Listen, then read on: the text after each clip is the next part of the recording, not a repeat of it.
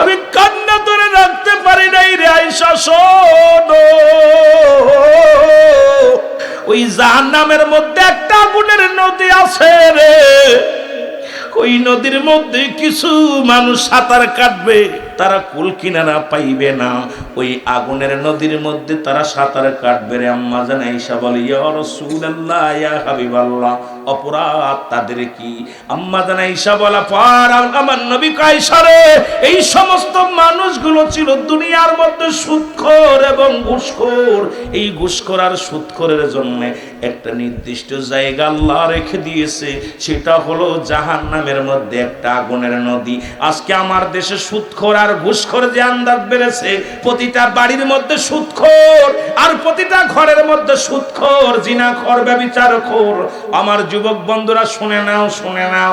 আর এই জিন্দেগির মধ্যে যদি আল্লাহ প্রাণীটাকে পানির ভিতরে নিয়ে খাওয়াইতে পারে, তোমাকে দুনিয়ায় পাঠাইছে, ধৈর্য ধরো, রব্বে কারীম তোমাকে খাওয়াইবে। হালাল চিন্তা করো, সুদ ঘুষ ছেড়ে দিয়া জীবন যাপন করো, দুনিয়ার জিন্দেগি ছেড়ে দিয়া পরপারের জিন্দেগি করার জন্য প্রস্তুতি হও। জোরে বলেন ঠিক কিনা? হযরত ইদ্রিস আলাইহিস সালাম জান্নাতের মধ্যে আছে গো, উনাকে মৃত্যু হলো, আবার তাকে জীবিত করা হলো, জান্নাত জাহান্নাম দেখানো হলো, উনি এখনো জান্নাতের মধ্যে জীবিত অবস্থায় আছে। ওনাকে ডাক দে বলা, আমার আল্লাহ ডাক দে বলে, ইদ্রিস তুমি জান্নাত পেয়ে কি হ্যাপি, খুশি হয়েছো? বলে, রব্বে কারীম তোমার জান্নাত পেয়ে অতুলনীয় খুশি হয়েছি গো, তবে তোমার আজরাইল বুঝি আমার সাথে ভালো ব্যবহার করে নাই। আবার আল্লাহ ডাক দে বলে, আজরাইল আবার ইদ্রিসের জানটা কেমনে বাইর করেছো বলো গো? আজরাইল কয়, রব্বে কারীম ওরে মায়ের বুকে দুধ খাইতে খাইতে সন্তান যেমনি ঘুমায় যায়, তোমার নবীর জানটা তেমনি বাইর করেছে। যাও তুমি আমার নবীর কাছে যাও। নবী মুসলমান শোনো, সালাম দাও, আসসালামু আলাইকুম। মুসলমান শোনো, ওয়ালাইকুম আসসালাম। আজরাইল আগে বলো, আমার রূহটা তুমি কেমনে বাইর করলা? বলে, নবী ইদ্রিস আলাইহিস সালাম শোনেন, আরে আমি পৃথিবীর সবার জান বাইর করার জন্য জমিনের মধ্যে আসি না রে, একমাত্র ইমানদারের রূহটা বাইর করার জন্য জমিনের মধ্যে আসে। আমি এত বড় দানব, আমার ডান দিকে মাথা, ডান দিকে চোখ, বাম দিকে চোখ, সামনে চোখ, পিছনে চোখ, উপরে চোখ, নিচেই চোখ। আমি আজরাইল এত বড় দানব, সারা পৃথিবীর পানি যদি আমার মাথায় ঢেলে দেয়া হয়, আমি আজরাইলের গাবে একটু পানি জমিনের মধ্যে পড়বে না, কারণ জমিনের মধ্যে থাকে আমার পা, মাথা থাকে মুসলমান আসমানে। আমি এত বড় দানব, এ আল্লাহর নবী, আমি সবার জানটা বাইর করার জন্য জমিনে আসি না। ইদ্রিস আলাইহিস সালাম বলে, আজরাইল তুমি আমার রূহটা কি রকম বাইর করেছো বলো? ডাকতে বলো, হুজুর, ও হুজুর শোনেন গো, মায়ের বুকে দুধ খাইতে খাইতে সন্তান যেমনি ঘুমায়া যায়, তদ্রূপ আমার আপনার রূহটা বাইর করেছে, শুধু মাথার উপরে হাতটা রেখেছিলাম, কোনো কষ্ট দিই নাই। ইদ্রিস আলাইহিস সালাম একটা চিৎকার দিয়ে বলে, আজরাইল এই মৃত্যু যদি এত কঠিন হয় রে, এই মৃত্যু যদি এত কঠিন হয়, তাহলে কঠিন মৃত্যুটা কত কঠিন, জোরে জোরে চিল্লায় বলা যাবে না আল্লাহু আকবার। আর একটু জোরে জোরে চিল্লায় বলা যাবে না আল্লাহু আকবার। এখন যারা মৃত্যুকালে পায়খানা করে দেয়, মৃত্যুকালে যারা প্রস্রাব করে দেয়, একটাঙ্গ পড়ে যায়, ওই মৃত্যুর সময় যারা কাছে থাকেন গো মুসলমান, দেখছেন আপনজনদের মৃত্যু যারা দেখছেন কত কষ্ট হয়। ও রব্বে কারীম আমাদের মৃত্যুটা তুমি সহজ করে দিও। জোরে জোরে চিল্লায় বলা যাবেন আল্লাহু আকবার। রে আজ না হয় কাল তুমি যাইবা কবরে, যাবার কালে দেখবে চেয়ে গো তোমার সবই রইল। ওই চারজন ব্যক্তি প্রতাপশালী বাদশার কথা বলতে যাইয়া মনে আসেনি। আমি কিন্তু ভুলিনি, আপনারা ভুলে গেল। তারাও মরণ মৃত্যুর পেয়ালা পান করা লাগছে। কবরের ভিতরে ফিরাই ঢুকে যাচ্ছিলাম রে বাবা। এদের মধ্যে এক নাম্বার হলো বাদশা, কি নাম? সুলাইমান পয়গম্বর। আর এই পয়গম্বরের কথা বলতে যা পিছনে চলে গেছিলাম একটু। 2 নাম্বার হলো বাদশা জুলকারনাইন। আল্লাহ তাকে পৃথিবীর মধ্যে এত লম্বা বানিয়েছিল, তার বডি খানা ছিল 48 হাত লম্বা। বাদশা জুলকারনাইন আল্লাহ একটা মুজিজার ঘোড়া দান করেছিল, যে ঘোড়াটা একটা কদম ফেললে 12,000 মাইল অতিক্রম করত। সুতরাং বাংলাদেশে এই ঘোড়ার পা রাখা লাগতো না। এক পা ফেলাইবে পাকিস্তান, আর একটা ভারতে। বাংলাদেশ থাকবে তার পেটের মধ্যে পড়ে, কারণ বাংলাদেশটা 12,000 মাইল হইব না। জোরে বলেন ঠিক কিনা? লম্বা হলো 48 হাত, হায়াত হলো 1600 বছর। এই লোকটা মৃত্যুর আগে একটা কাগজের মধ্যে লিখে দিলেন, উজির উজিরে শোন, আমি যেদিন মারা যাব এই সাইনবোর্ডটা আমার কবরের পাশে লাগায় দিবে। মক্কা মদিনায় যারা হজ করতে গেছেন, মক্কা মদিনা থেকে উত্তর দিকে একটা মহকামা আছে, আলেকজান্ড্রিয়া সিটি শহর বলা হয়। এই শহরের মধ্যে বাদশা জুলকারনাইনকে শোয়ায় রাখা হয়েছে, যিনি মুসলমান। পৃথিবীর মধ্যে আজিদ মজুদ নামে 2টি যে প্রাণীগুলো আছে, তামা 10টা গুলাই চারিদিকে বন্টন করিয়া বিশাল প্রাচীর বানায় যাদের বন্দী করে রেখেছে মুসলমান। ভালো করে শুনুন, অনেক লম্বা আলোচনা, এক একজনের কথা বলতে গেলে চলে আসে, বলা সম্ভব নয়, তবু একটু টাচতে যাই এই জন্য, বোঝার জন্য। এই লোকটা 1600 বছর হায়াত পেয়েছে। কত বছর? এরপরে উনি লিখে গেলেন, দুনিয়ার মানুষ, আমার মতো কেউ ভুল করো না। দুনিয়ার জিন্দেগি সামান্য, আমি যে ভুল করেছি তোমরা সেই ভুল করো না। এই জীবনটা তোমরা রব্বে কারীমের ইবাদত বন্দেগীর মধ্যে কাটিয়ে দাও। জোরে বলেন মারহাবা। গিসে এলাকার মধ্যে মুসলমান শোনো, ইব্রাহিমপুরের জমিনের মধ্যে এমন লোক ছিল যাদের ভয়ে থরথর করে কাঁপতো। ওই নেতারে দাওয়াত না দিলে মাহফিল বন্ধ হয়ে যেত, ওই নেতার বক্তৃতা নিতে না দিলে পরে মুসলমান অফিস আদালত বন্ধ হয়ে যেত। আজকে তারা কবরে শুয়ে আছে, কবর উপরে কুত্তা ছেলে পায়খানা করে, কবর থেকে খেদানোর মতো ক্ষমতা নাই। কবর উপরে দিয়ে গরু ছাগলে ঘাস খায়, খেদানোর মতো ক্ষমতা নাই। তোমার দৌড় কিন্তু শেষ। 80 বছর 40 বছরের নেতা, তোমার নেতা খেতা সব শেষ হয়ে যাবে। যারা বলেন ঠিক কিনা? একজনের নাম হলো ফিরাউন বা নমরুদ। যেহেতু ফিরাউন বললে বোঝায় মিশরের যিনি অধিবাসী হয়, মিশরের যিনি শাসক হয়, ওকেই তো ফিরাউন উপাধি দেওয়া হয়। ওই লোকটার মূল নাম ছিল নমরুদ। আল্লাহ তাকে দুনিয়ার মধ্যে অনেক ধন সম্পদ, টাকা পয়সা দান করেছিল, তাম পৃথিবীর শাসক বানিয়ে দিয়েছিল। তারপরও দুনিয়ার মধ্যে খোদা দাবি করেছিল। এই কপাল পোড়ার মরণ হয়েছে না বেঁচে আছে? কথা কন, মরছে না বেঁচে আছে? আর একজন ছিল বাদশা বাজান বক্তানসর। ইনাকেও আল্লাহ দুনিয়ার মধ্যে বিশাল ধন সম্পদের মালিক বানিয়ে দিয়েছিল। তারপর আল্লাহর সঙ্গে নাফরমানি করেছে। পৃথিবীর মধ্যে মুসলমানদের মধ্যে 2 জন, কাফেরদের মধ্যে 2 জন। রব্বে কারীম পৃথিবীর শাসক, বড় শাসক বানিয়ে দিয়েছিল। যেটা দেখি আমাকে ভুলে যায় কিনা, আমার প্রতি নাফরমানি করে কিনা, আমার প্রতি গোলামি করে কিনা, এগুলো বোঝানোর জন্য রব্বে কারীম এদেরকে দুনিয়ার মধ্যে পাঠাইলো। তারা নাফরমানি করে চলে গেল। ও বান্দা, আজকে ইব্রাহিমপুরের জমিনে আল্লাহ ধন সম্পদ দিছে, টাকা দিছে, বাড়ি দিছে, সব দিছে, তারপরও নাফরমানি করো বান্দা। জোরে জোরে বলেন ঠিক কিনা?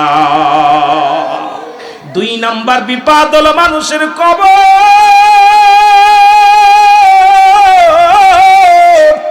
আর এই কবর বলতে বোঝায় মানুষের মৃত্যুর পর থেকে শুরু করে কিয়ামত পর্যন্ত জগৎটাকে বলা হয় কবরের জগৎ। বাবারে, আমরা মনে করি বাড়ির আশেপাশে ওই যে গোরস্থান, ওটাই বুঝি 3.5 হাত গর্ত করে রাখছে, ওটাই কবর। কবর বলতে আমরা যা বুঝাই, শোনো শোনো গো, যারা আগুনে পুড়ে মরে গেল তাদের কবর কোথায়? যাদের হাঙ্গর কুমিরে খাইলো তাদের কবর কোথায়? যাদের ভাগ বল্লকে খাইলো তাদের কবর কোথায়? কবর বলতে বোঝায় মানুষের মৃত্যুর পর থেকে শুরু করে কিয়ামত পর্যন্ত জগৎটাকে বলা হয় কবরের জগৎ। জোরে বলেন ঠিক কিনা? কবরের জগৎ মুসলমান 2 নাম্বার বিপদ হলো মানুষের কবর। আর এই কবরে যেদিন শোয়া দিবে রে ও যুবক, কবরে যেদিন শোয়া দিবে সর্বপ্রথম আপনার কবরে একজন ফেরেশতা আসবে, তার নাম হলো নোমান ফেরেশতা। কি নাম? বাবার এমন কারণে কি এত ফস করে আইতো না, একটু ধৈর্য ধরো। সেই ফেরেশতার নাম হলো নোমান ফেরেশতা। এরে রব্বুল আলামিন তোমাকে রূহটা দিছে, এবার আজরাইল আলাইহিস সালাম তোমার রূহটা বাইর করেছে। মুসলমান কেরামন কাতিবিন দুজন ফেরেশতা রাখছে লেখার জন্য, আর একজন ফেরেশতা তোমার জমা দিবে তোমার আমলনামাটা। এই যে খাতা লেখা পর জমা চলে যায় মুসলমান, একজন মাস্টারের কাছে মাস্টার খাতা দেখে রে আপনার জিন্দেগিটা জমা আছে, দুজন লিখে রাখছে, যা এটা জমা দিবে এসে কবরে। সেই ফেরেশতার নাম হলো নোমান ফেরেশতা। জোরে জোরে চিল্লায় বলা যাবে না আল্লাহু আকবার। এর নোমান ফেরেশতা কবরে ঢুকিয়া ডাক দিবে মুসলমান, ডাক দে বলবে রুহুল আমিন সিদ্দিকী ওঠো গো, তোমার রূহটা আমি তোমার কাছে পৌঁছায় দিলাম। 2টা কাগজ থাকবে হাতের মধ্যে, একটা নেক আমল একটা বদ আমল। ও বাবারা শোনো, উঠায় ডাক দে বলবে এই নাও, তোমার 80 বছরের জিন্দেগি কয় রাকাত নামাজ পড়েছো, কত ওয়াক্ত নামাজ তুমি আদায় করেছো, কত জায়গা দান খয়রাত করেছো, কত রোজা রাখছো, কতটা নামাজ পড়ছো, কতবার সালাম দিছো, কোনায় কোরআন শরীফ পড়ছো, কত কি ভালো কর্ম করেছো। বান্দা হাতের মধ্যে পায়া বড় হ্যাপি হয়ে যাবে, সুখী হবে, শান্তি পাবে, মনে করবে আরে আমার কত সুন্দর আমল নামা নিয়ে আইছে। ডাক দে বলে বান্দা লেখা দাও, ও বান্দা তোমার আমল নামাটা লিখে দাও। যার যার আমল নামা তার লেখা লাগবে গো। ওই কবরের ভিতরে তোমার টিপসই চলবে না, আমি লিখতে পারি না বলা যাবে না। ও মুসলমান শোনো, যার যার আমল নামাটা তার লেখা লাগবে। ডাক দে বলবে বান্দা তুমি লিখে দাও। বলে আমি লিখবো কেমনে, আমার কাছে তো কোনো কলম না, আমি লিখবো কেমনে? বলে বান্দা কলম হলো তোমার শাহাদাত আঙ্গুল মোবারক, তোমার হাতের মধ্যে একটা নখ আছে রে বান্দা, এটার বড় দাম। এটা হলো মুমিনের কলম, ইমানদারের কলম। এই কলমটা দিয়া মুসলমান, যে কলম দিয়া রব্বুল আলামিন আমার নবীর এমন পাওয়ার দিছে রে মুসলমান, চন্দ্রকে দ্বিখণ্ডিত করে দিছে শাহাদাত আঙ্গুল মোবারক দিয়া। এ মুসলমান, কবরের ভিতরে প্রতিটা মানুষের আঙ্গুল মোবারক হবে কলম। জোরে জোরে বলো মারহাবা। আমি যুবকদের পায়ে ধরে বলে যাই, যুবক এই হাত দেয়ার বিড়ি ধরিস না, এই হাত দেয়ার গাঁজা ধরিস না, এই হাত দেয়ার মদ ধরিস না, এই হাতের মধ্যে আর হারাম জিনিস ধরিস না রে যুবক, সুদের টাকা ঘুষের টাকা ধরিস না। হাতটারে পবিত্র রাখ, এই হাতের আঙ্গুল মোবারক হবে তোর কলম। জোরে জোরে বলো মারহাবা। ডাকতে বলে বান্দা আমি কলম পাইলাম, ও ফেরেশতা আমি তো কালি কালামের কালি পাবো কই? বলে বান্দা কালি হলো তোমার মুখের থুতু মুবারক। সুবহানাল্লাহ। এই যে মুখের থুতু মুবারক, এটা হবে তোমার কালিরে মুসলমান। আমি আপনাদের পায়ে ধরে বলে যাব, এই মুখ দিয়া কাউকে গালি দিয়েন না, মুখের মধ্যে বিড়ি সিগারেট লাগায়েন না, এই মুখের মধ্যে হারাম ঢুকায়েন না রে যুবক। ও আমার বাজানেরা রে, তোদের পায়ে ধরে বলে যাবি রুহুল আমিন সিদ্দিকী, তোমাদের ছেলের বয়সী রে বাবা, কারণ নাতির বয়সী, কারোর বন্ধু, কেউ বা মুসলমান বন্ধু ভাবতে পারো। আমি বক্তা হিসেবে নয়, তোমাদের ভাই হিসেবে, দিনে ভাই হিসেবে বলে যায়, আজ থেকে মুখটারে পবিত্র রাখো। যে মুখের মধ্যে জন্মে তোমার যখন তুমি মায়ের গর্ভে ছিলা, এরে তোমার আম্মা জানের নাবির সঙ্গে তোমার নাবি জুড়া দিছে রে, ওই কুরক্ত খায়া তোর 10 মাস 10 দিন গর্ভে রেখেছে রে। একদিন রব্বে কারীম তোমার মুখ দিয়ে খানা খাওয়াই নাই, এই মুখটা পবিত্র রাখছে, এই মুখ দিয়ে আল্লাহর জিকির করবি, এই মুখ দিয়ে আমার মুসলমান নবীর দুরূদ পড়বি, এই মুখ দিয়ে কোরআন শরীফ তেলাওয়াত করবি, হাদিস পড়বি, এই মুখ দিয়ে ভালো কথা বলবি। ও যুবক, তোদের পায়ে ধরে বলে যায়, এই মুখের মধ্যে আর হারাম ঢুকাস না, এই মুখের মধ্যে আর বিড়িতে টান দিস না, এই মুখের মধ্যে আর গাঁজায় টান দিস না। তোদের পায়ে ধরে বলে যায়, আজ থেকে সাবধান হয়ে যাও। এই মুখের থুতু মুবারক যদি হয় কালি, কালি যদি নষ্ট হয়ে যায় কলম বন্ধ হয়ে যাবে। এই জন্য কালিটা ভালো রাখার দরকার আছে কিনা?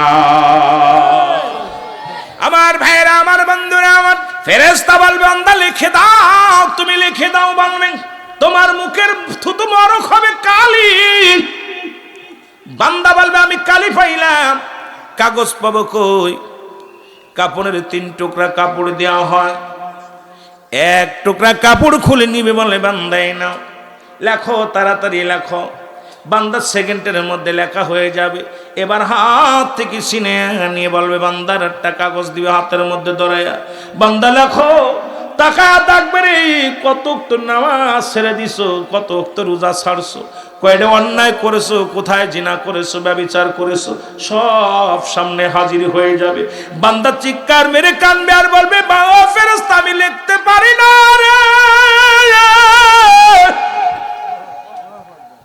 ও যুবক শোনো, ডান দিক থেকে মাটিতে চাপ দিবে বাম দিকে, ডান দিকের আড্ডিগুলো বাম দিকে চলে যাবে, বাম দিকের আড্ডিগুলো ডান দিকে চলে যাবে। এত জোরে জোরে এক একটা গর্জন মারবে, শত শত গজ মাটির নিচে চলে যাবে, আবার তার উত্তোলন করা হবে। এইরকম কষ্ট দিয়া সমস্ত আমলগুলো তোমার লেখা হবে। লিখে বলবে বান্দা গুড বাই, বিদায়। একটু পরে কবরে আসবে মুনকার নেকির ফেরেশতা, বান্দারে ও বান্দা 80 বছরের জিন্দেগি পাইয়া, 50 বছর 60 বছরের জিন্দেগি পাইয়া ভালো আমল করতে পারিস না, আমি বিদায় হয়ে গেলাম। একটু পরে তোর কবরে ঢুকবে মুনকার নেকির। এবার মুনকার নেকি কবরে ঢুকবে, ঢুইকা দেখবে বান্দার কাছে 2টা পত্র পড়ে আছে, কাগজ পড়ে আছে। একটার মধ্যে দেখবে নেক আমল, আর একটার মধ্যে দেখবে বদ আমল। এবার যখন বান্দার আমলগুলো যখন খারাপ হবে না মুসলমান, একটা দরজা খুলে দিবে কবর পর্যন্ত, কিয়ামত পর্যন্ত কবরের মধ্যে জাহান্নামের ওই অগ্নিকাণ্ড আযাব গজব। জোরে চিল্লায় বলেন কান্ডা লাগা শোনো। কবরে আযাব হয়, কার কার বিশ্বাস হয়? কার কার বিশ্বাস হয়? সবার হাত ওঠে নাই, তার মধ্যে বাদ আছে। কবরে আযাব হয় যদি বিশ্বাস না হয়, আগামী দিন আপনাদের কবরবাসী গোরস্থানের সামনে একটা গরু বানবেন, গরু বান্ধিয়া সুন্দর খাবার দিবেন, খাবার দিয়ে আড়ালে একটু দাঁড়ায়া থাকবেন। দেখবেন আপনার আব্বার কবরের পাশে, মা বাবার কবরের পাশে দাঁড়ায়া দেখবেন, দূর থেকে দাঁড়ায়া দেখবেন গরুটা দরদর করে চোখের পানি ছেড়ে দিছে, টালুমালু তাকাবে আর দড়ি সেরাসিরি করবে, রশি সেরাসিরি করবে। কবরে আযাব একমাত্র মানুষ এবং দানব বুঝতে পারে না, পৃথিবীর সমস্ত মাখলুকাত বুঝতে পারে কবরের আযাব। একমাত্র আল্লাহ রাব্বুল আলামিন মানুষ এবং দানবকে বুঝতে দেয় নাই। 3 নাম্বার বিপদ হলো কিয়ামতের ময়দান। 3 নাম্বার বিপদ কি? কিয়ামতের ময়দান। যেদিন সন্তান বাবারে চিনবে না, বাবা সন্তানরে চিনবে না, বিবি স্বামীরে চিনবে না, স্বামী বিবিরে চিনবে না, ভাই ভাইরে চিনবে না। যেদিন মুঠো হাত উপরে সূর্যোদয় হবে, মস্তিষ্কগুলো গলে গলে জমিনের মধ্যে পড়বে। এই জমিনের মধ্যে মানুষ সাঁতার কাটবে গো, হাঁটু পানির মধ্যে, গিরা পানির মধ্যে, গলা পানির মধ্যে মানুষগুলো সাঁতার কাটবে কিয়ামতের ময়দানে মুসলমান। ওদিন রব্বি কারীম এত কঠিন হয়ে যাবে গো, ও মুসলমান সরো। ওই কিয়ামতটা আরো ভয়াবহ রে মুসলমান। ওদিন মানুষগুলো দৌড়ায়া যাবে, আর মুখ দিয়ে আসবে শুধু একটা বাক্য, ইয়া সালিম, ইয়া সালিম, আমাকে নিরাপত্তা দাও। কোনো নিরাপত্তা দেওয়া হবে না। বান্দা শুনে নাও, বান্দারা দৌড়ায়া যাবে কোথার? আদম আলাইহিস সালামের কাছে। আদম নবী বলবে আমি অপারক, চলে যাও কার কাছে? ঈসা আলাইহিস সালামের কাছে। ঈসা বলবে আমি অপারক, চলে যাও মুসা আলাইহিস সালামের কাছে। মুসা মুসলমান চলে যায় ইব্রাহিম আলাইহিস সালামের কাছে। ইব্রাহিম বলবে আমি অপারক, চলে যাও মুসা আলাইহিস সালামের কাছে। মুসা নবী বলবে আমি অপারক, চলে যাও উম্মতের কান্ডারি দরুদি নবী রাহমাতাল লিল আলামিনের কাছে। জোরে জোরে চিল্লায় বলা যাবে না মারহাবা।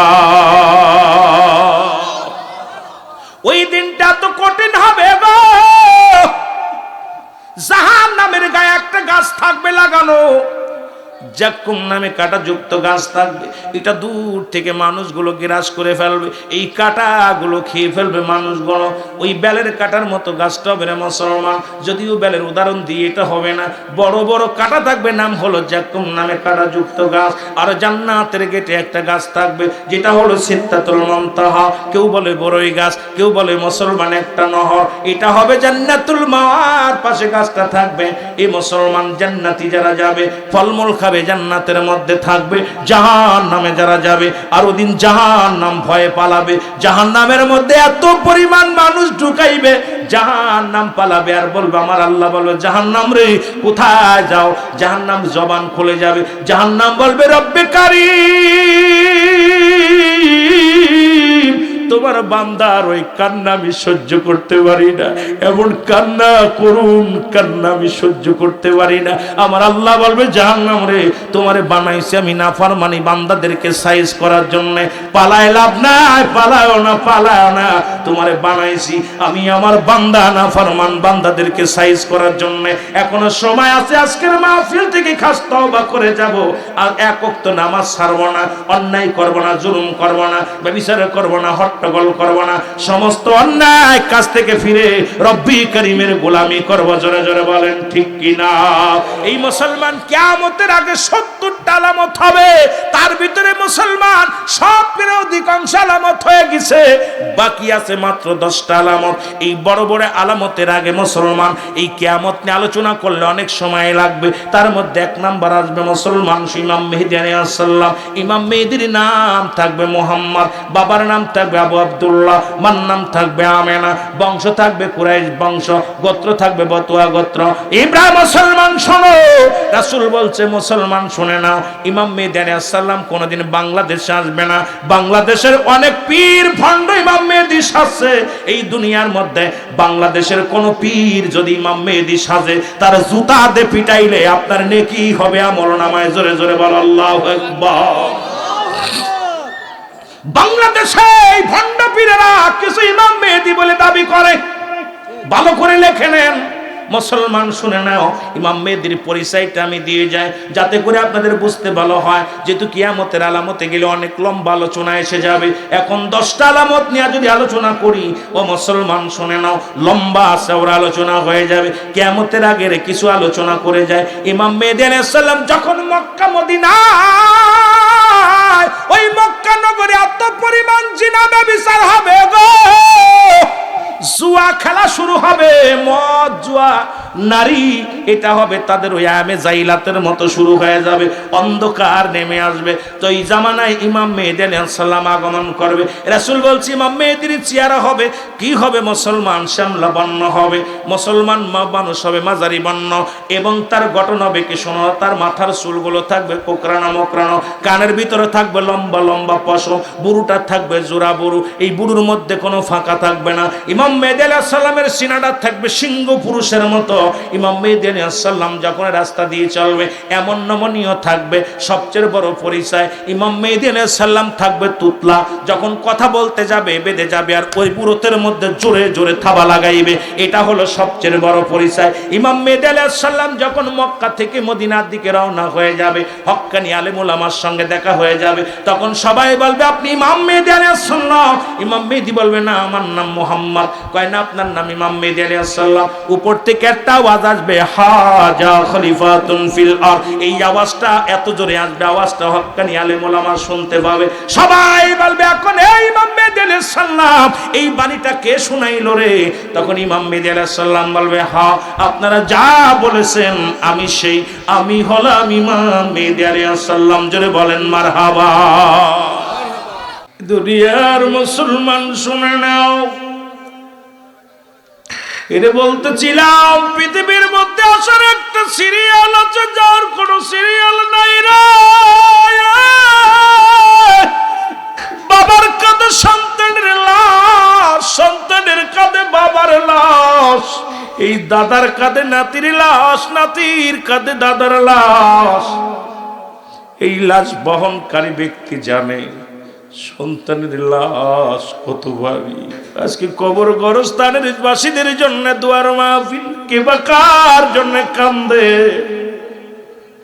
তিনটা জিনিস কাজে লাগে। নাম্বার 1 হলো নেক আমল, নাম্বার 2 সদকায়ে জারিয়া, নাম্বার 3 নেক সন্তান।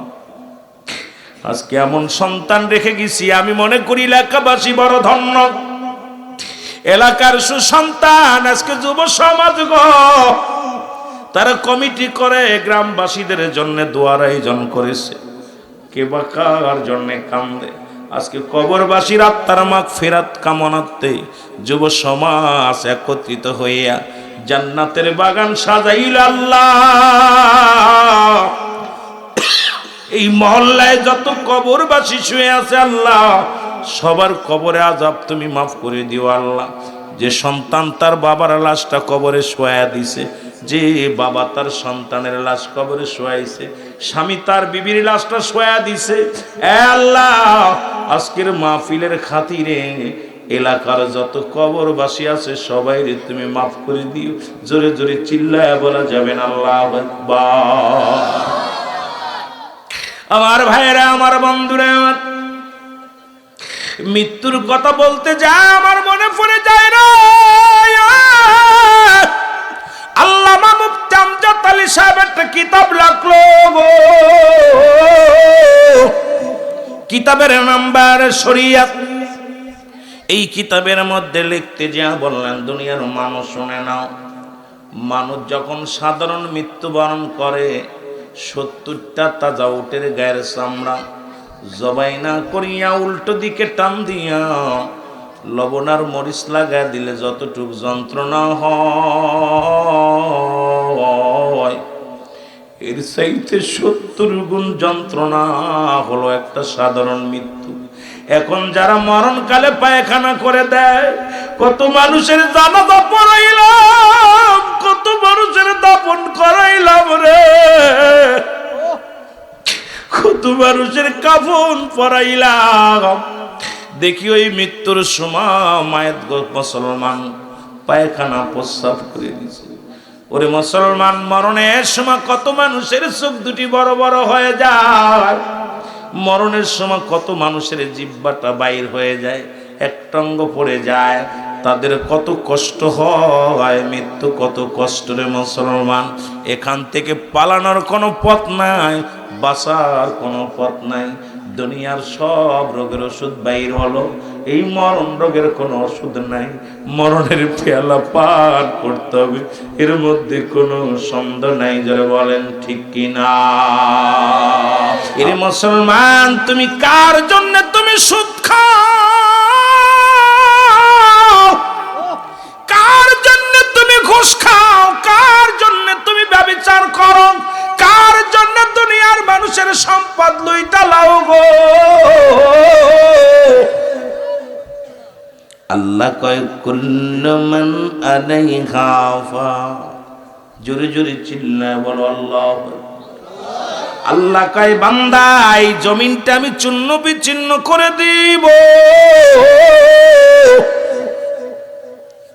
কুল্লু মান আলাইহা ফান, সব শেষ করে দিবে কে?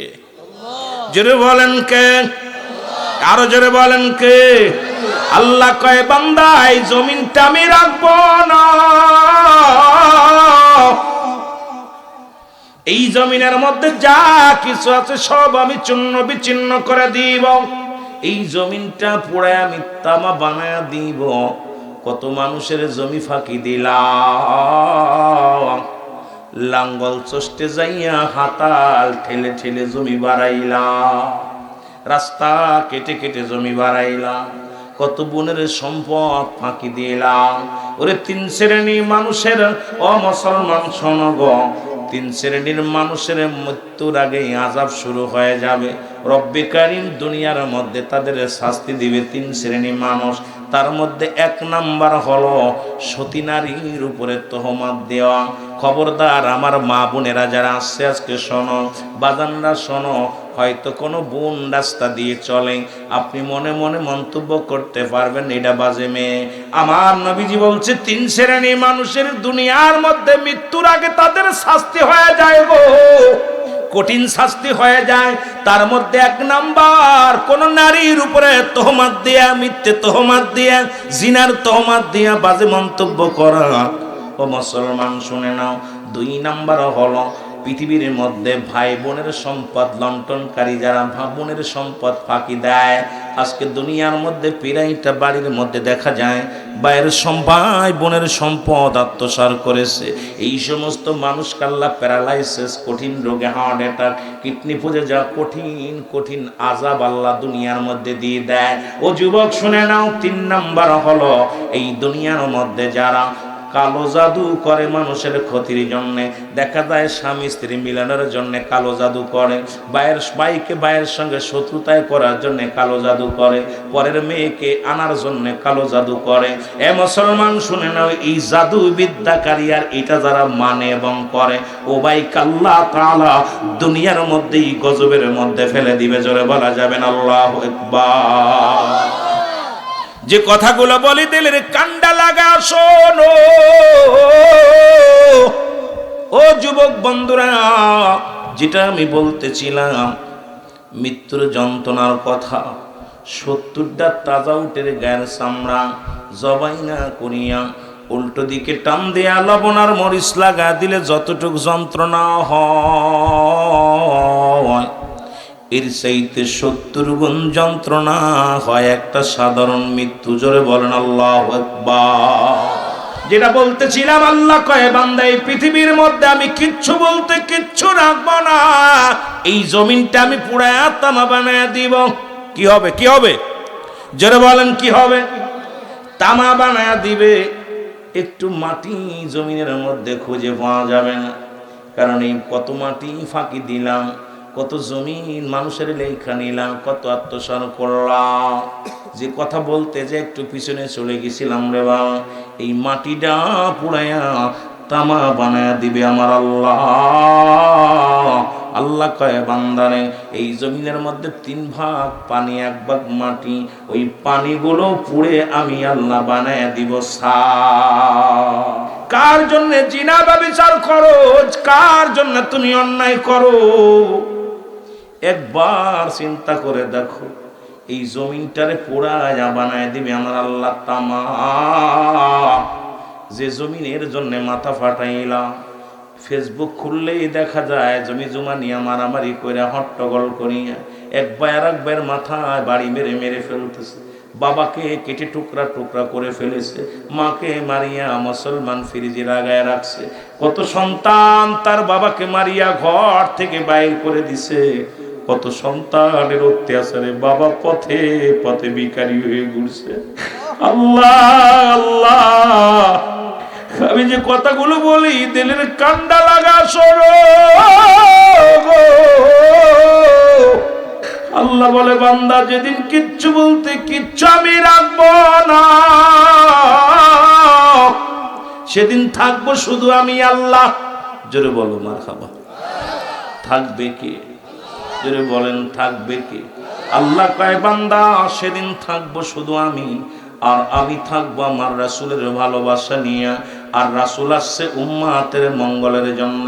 নবী কয় হায়াতি খায়রুল লাকুম, আমার হায়াতের জিন্দেগিটা আমার উম্মাতের জন্য কল্যাণ স্বরূপ। জোরে জোরে চিল্লায় বলা যাবে না মারহাবা।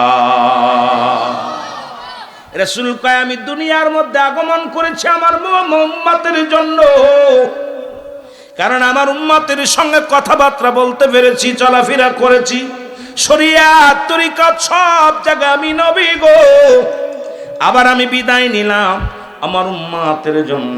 ওয়াফাতি খায়রুল লাকুম, নবী কে আমার ওফাতটাও আমার ইন্তেকালটাও আমার উম্মতের জন্য কল্যাণ স্বরূপ। কারণ পৃথিবীর মধ্যে যদি কোনো উম্মত ভালো কর্ম করে, আমি নবীর সঙ্গে সঙ্গে আল্লাহর দরবারে প্রশংসা করি। আমার আল্লাহ অমুক ইব্রাহিমপুর গ্রামে অমুক ব্যক্তি আল্লাহ রোজা রাখে, হজ করেছে, যাকাত দেয়, নামাজ পড়ে, ইত্যাদি ইত্যাদি ভালো কর্ম করে, আল্লাহ শুকরিয়া আদায় করে আল্লাহর দরবারে, আল্লাহ আমার অমুক বান্দা, তোমার অমুক বান্দা বান্দি, আমার অমুক উম্মত উম্মতিরা ভালো কর্ম করেছে, শুকরিয়া আদায় করি তোমার দরবারে।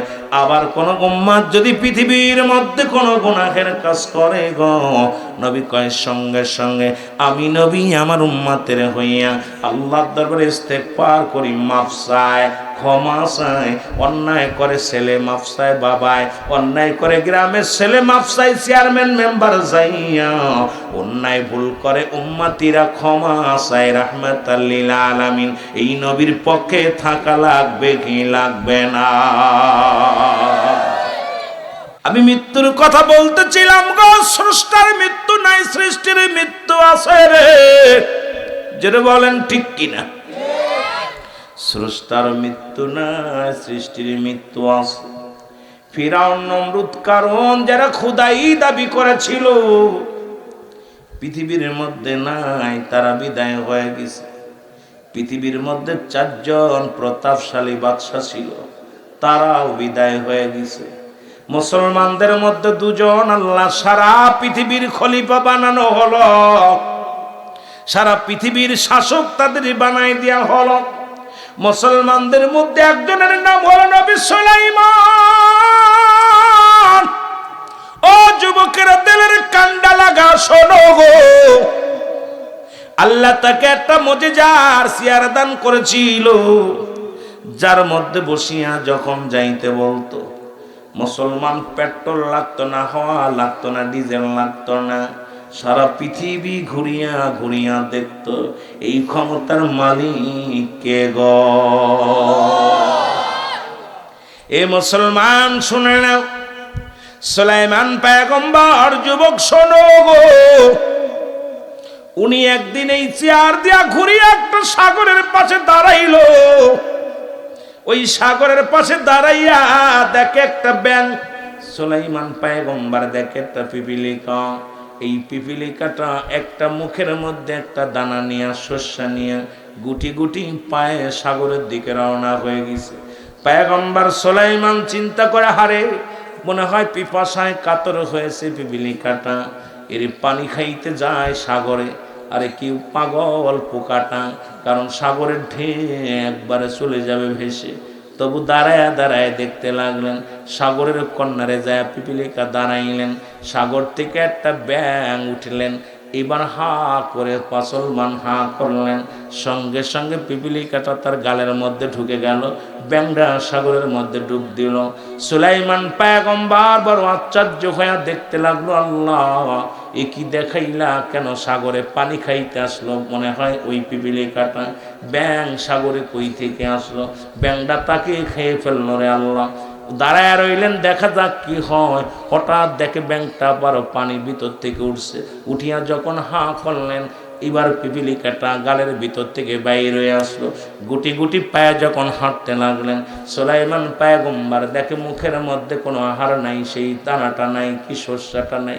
ডাক দে বলে, পিপিলিকা দাঁড়াও। পিপিলিকা ডাক দিয়া বলে, হুজুর পয়গম্বর নবী সুলাইমান, আপনি আমাকে ডাকছেন? বলে, হ্যাঁ তোমারে ডাকছি, শোনো। কই একটু আগে তোমার মুখের মধ্যে একটা শস্য দেখলাম, গুটি গুটি পায়ে হেঁটে আসলে, এখন সাগরের মধ্য থেকে একটা ব্যাঙ উঠলো, তোমাকে হাও হা করে খেয়ে ফেললো। আমি মনে করেছি খেয়ে ফেললো, আবার তোমারে দেখলাম ছেড়ে দিয়ে গেল, কারণটা কি? পিপিলিকা ডাক দেখায়, পয়গম্বর সুলাইমান, এর তামাম পৃথিবীর মালিক হলো আমার রব্বে কারিম।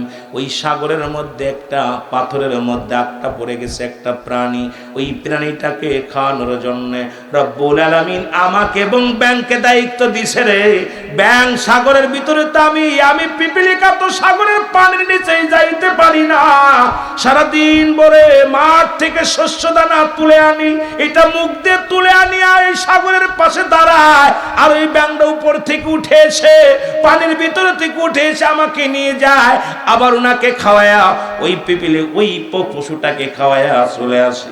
ওরে সুলাইমান পয়গম্বর ডাক দে কয়, রব্বে কারিম, সাগরের মধ্যে একটা প্রাণী, তাকেও তুমি খাওয়াও, আমার আল্লাহ কয় পয়গম্বর সুলাইমান সমস্ত মাখলুকার খাওয়ানোর দায়িত্ব আমি রব্বে কারিমের, যেখানে যে হালাত আছে সব প্রাণীকে আমি বাঁচাই, আমি খাওয়াই, সব কিছুর মালিক হলো আমি। এখন আপনি তওবা করলেন, তওবাকারীকে আল্লাহ ভালোবাসে গো।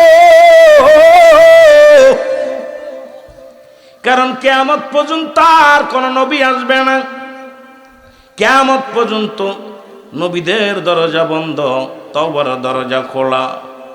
বান্দা যখন রিয়াজুল জান্নাহ বেহেশতের বাগানে যখন রওনা দিছে গো,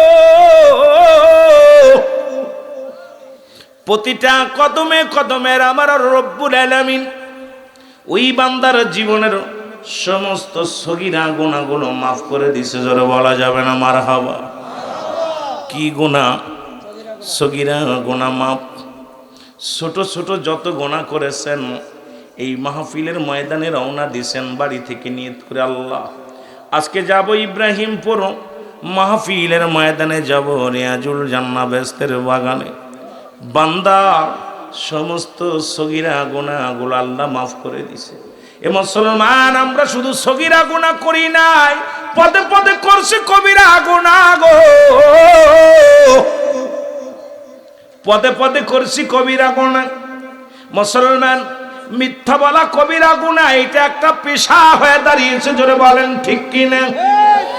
এবার জীবন ভরে যত গুনাহ করলাম, মিথ্যা বলা কবিরা গুনাহ গো। নামাজ ছেড়ে দেয়া কবিরা গুনাহ।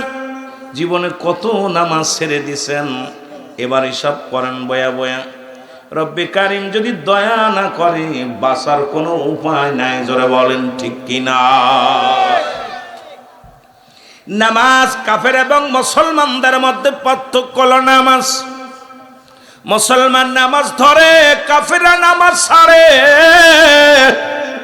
ও যুবক শোনা নাও, নামাজ ছেড়ে দেয়া কবিরা গুনাহ, মিথ্যা বলা কবিরা গুনাহ, বেগানা নারী কবিরা গুনাহ। ঠিকই না? খুব আরাম। এই ওয়াজ করলে বাংলাদেশের 90% আলেম ধরা পড়ে যাবে। আজকে আমাকে পর্দার মধ্যে দেখাচ্ছেন, কোন নারী কি হালাতে দেখে জানি না রে বাবা। যদিও ভাইরাল হওয়ার নিশায় আমরা শুরু করেছি এগুলো, কিন্তু একবার কি চিন্তা করো না, যাদের দেখা দিয়া জায়েজ তাদের সঙ্গে বিয়ে করা হারাম, যাদের সঙ্গে দেখা দিয়া হারাম তাদের সঙ্গে বিয়ে করা জায়েজ। বেগানা নারীর সঙ্গে দেখা দিয়া হারাম, কবিরা গুনাহ। বেগানা পুরুষের সঙ্গে দেখা দিয়া কবিরা গুনাহ। এত গুনাহ করেছেন, গুনাহগুলো মাফের দরকার আছে কিনা? আল্লামা কুতুবী রাহমাতুল্লাহ বয়ান করে, দুনিয়ার মানুষ শোনো গো, বান্দা যখন এই গুনার কথা মনে করিয়া জান্নাতের বাগানে বইয়া খাস তওবা করে ডাক দে, আল্লাহ আমার জীবনের শেষ মাহফিল, শেষ রাত্রে আল্লাহ কবরের ভয়ে, জাহান্নামের ভয়ে, বান্দা যখন খাস তওবা করে আল্লাহ বলে ডাক দেয়, আমার আল্লাহ রব্বুল আলামিন বান্দার জীবনের দরিয়া দরিয়া গুনাহগুলো মাফ করে দেয়। জোরে বলেন মারহাবা।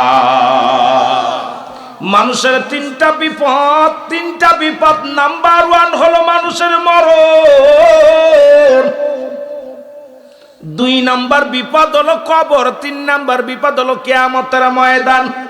মনে করেন আরাম, মৃত্যুটা যে কত কঠিন। একবার যদি মরতে তাহলে বুঝতাম, যদি মরা পর বাঁচতাম তাহলে বুঝতে পারতাম মরণটা কত যন্ত্রণা। তবে ইমানদারের মৃত্যু কত সহজ হয় রে বাবা।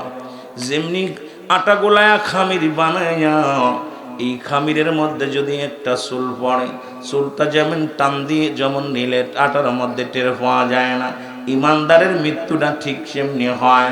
আমাদের কি ইমানদার হওয়ার দরকার আছে কি না? আমার মরণ না শিবে কখন কেউ তো জানি না। আমার